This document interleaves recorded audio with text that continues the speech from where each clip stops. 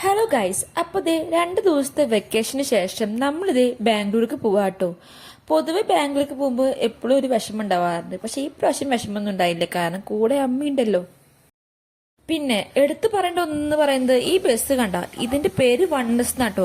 ഇഷ്ടംപോലെ ഫാൻസ് പേജും Instagram followers ഉള്ള ഒരു ബസ്സാണ് ഇത്. സംഭവം നല്ല ബസ് തന്നെയായിരുന്നു കേട്ടോ. യാത്രയൊക്കെ ഭയങ്കര സുഖം തന്നെയായിരുന്നു. അതിനിടയിൽ ഇത് നമ്മൾ സീറ്റൊക്കെ നോക്കുന്നതാട്ടായി കാണുന്നത്. പിന്നെ ഇത് അമ്മയുടെ തൊപ്പി നല്ല രസമുണ്ട് കാണാൻ. പിന്നെ ബസ്സിന്റെ ഉള്ളിൽ ഓൾറെഡി നല്ല തണുപ്പായിരിക്കും, അതുകൊണ്ട് തൊപ്പി എടുത്തെന്ന് പറഞ്ഞപ്പോൾ അമ്മ എടുത്ത തൊപ്പിയാണിത്. അങ്ങനെ ദേ നോറയ്ക്കാണെങ്കിൽ ചെറിയൊരു വിഷമവും വാശിയൊക്കെ ഉണ്ടായിട്ടാ. കാരണം അവളുടെ മെയിൻ താരം മുത്തും അപ്പയും ഇതിനുള്ളിൽ കയറിയിട്ടില്ല. അപ്പൊ അവര് കയറാൻ വേണ്ടിയിട്ടുള്ളൊരു കരച്ചിലാണ് കാണുന്നത്. പിന്നെ ദേ അവളെ നമ്മൾ എങ്ങനെയൊക്കെ ഉറക്കാനുള്ളൊരു ശ്രമമായിരുന്നു കേട്ടോ. കുറച്ച് കഴിഞ്ഞപ്പോൾ നോറയ്ക്കിതേ അമ്മയുടെ അടുത്ത് പോകണം എന്നുള്ളൊരു വാശിയായിരുന്നു കേട്ടോ. അപ്പൊ പിന്നെ ഇവളിനെ എങ്ങനെയും ഉറക്കി കഴിഞ്ഞാൽ പിന്നെ കുഴപ്പമില്ലല്ലോ എന്നാണ്. പിന്നെ നമുക്ക് അതിനുള്ളിൽ കയറിയപ്പോൾ ഇഷ്ടംപോലെ സ്നാക്സ് ഒക്കെ കിട്ടിയിട്ടാ. പിന്നെ ഒരു കുപ്പി വെള്ളവും കിട്ടി. അതിൻ്റെ ഇടയ്ക്ക് നോറ അങ്ങോട്ട് പോകണം ഇങ്ങോട്ട് പോകണം എന്നൊക്കെ പറഞ്ഞുകൊണ്ടിരിക്കട്ടാ. നമ്മളൊന്നും മൈൻഡിച്ചില്ല. നമ്മൾ നേരെ അവളിനെ ഉറക്കാൻ കിടത്തണം. വരുന്ന വഴിക്ക് നോറ ഫുഡ് കഴിച്ച കാരണം ഉറങ്ങാൻ വലിയ പാടുണ്ടായില്ലട്ടാ. അവള് വേഗം തന്നെ കിടന്നുറങ്ങി. അതിനിടയ്ക്ക് ഇതേ ജയ്സേട്ടൻ ഓരോരോ പാക്കറ്റ് സ്നാക്സ് എടുത്ത് കാണിച്ചു തരിക കേട്ടോ.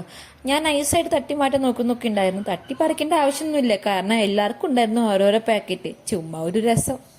അന്ന് മൊത്തം എറണാകുളം ഫുള്ളും കറങ്ങാൻ പോയത് കൊണ്ടാന്ന് പറഞ്ഞൂടാ, നോറ പെട്ടെന്ന് തന്നെ ഉറങ്ങി.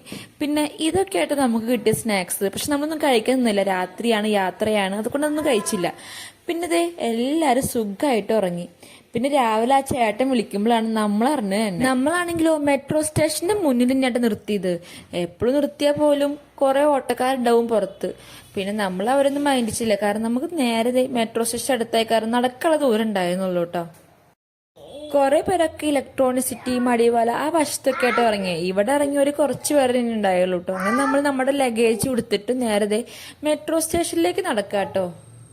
ഇതാട്ടോ നമ്മുടെ ബസ്സിന്റെ ഫുൾ ലുക്ക് എന്ന് പറയുന്നത്. സംഭവം നല്ല ബസ് തന്നെയായിരുന്നു. യാത്രയും സൂപ്പറായിരുന്നു, ബസ്സിന്റെ ഉള്ളിലായാലും സൂപ്പറായിരുന്നു.